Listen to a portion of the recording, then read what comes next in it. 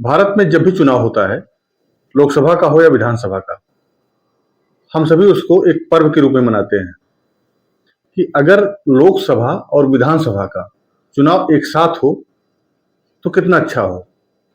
सरकारी आंकड़ों के हिसाब से लगभग 7 लाख करोड़ की बचत हो सकती है।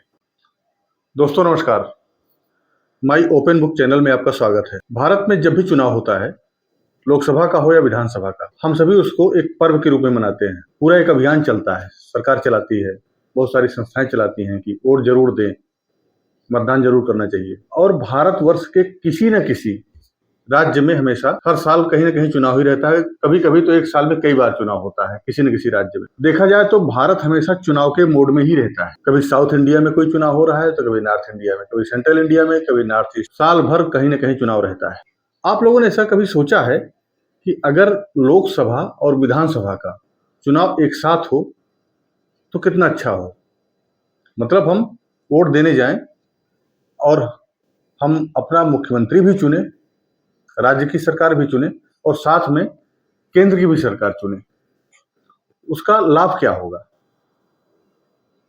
सरकारी आंकड़ों के हिसाब से लगभग 7 लाख करोड़ की बचत हो सकती है। बहुत बड़ा अमाउंट है ये, 7 लाख करोड़। और ये पैसा जो चुनाव कराने में खर्च होता है, ये पूरा का पूरा पैसा बचेगा और विकास कार्यों में ये पैसा यूज हो सकता है। इसके संबंध में संविधान के प्राविधानों में एक संशोधन की आवश्यकता है और उस पर जो बिल बना है, विधेयक बना है, वो है 129वां संविधान संशोधन विधेयक। ये पारित होना है, जिस पर एक कमेटी बनी है, ज्वाइंट पार्लियामेंट कमेटी, जेपीसी, और इसकी अध्यक्षता कर रहे हैं पीपी चौधरी साहब।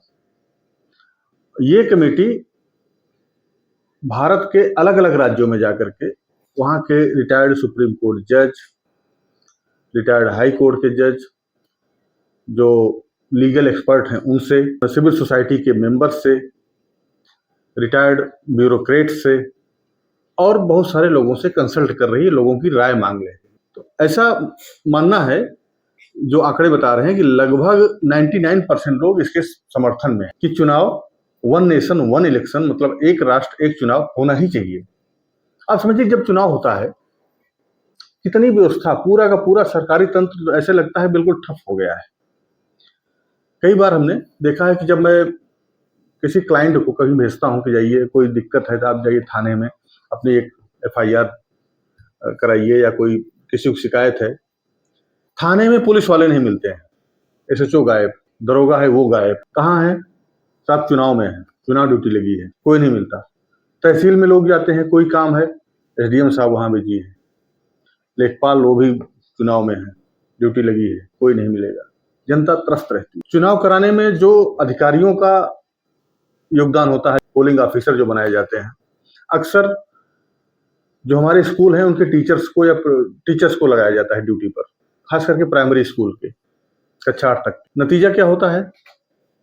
एक तो स्कूल में ही चुनाव अक्सर कराया जाता है तो पढ़ाई बंद, टीचर्स की ड्यूटी लग जाती है तो भी कोई मतलब नहीं है पढ़ाई का, शिक्षा व्यवस्था पूरी गड़बड़ा जाती है। तो आपने देखा कि बार बार जब भी चुनाव होता है तो चुनाव में आपका police department, revenue department, education department और ट्रांसपोर्ट डिपार्टमेंट, ये सीधा सीधा डायरेक्टली प्रभावित होता है और इनकी सेवाओं का लाभ फिर जनता को नहीं मिल पाता उस टाइम में।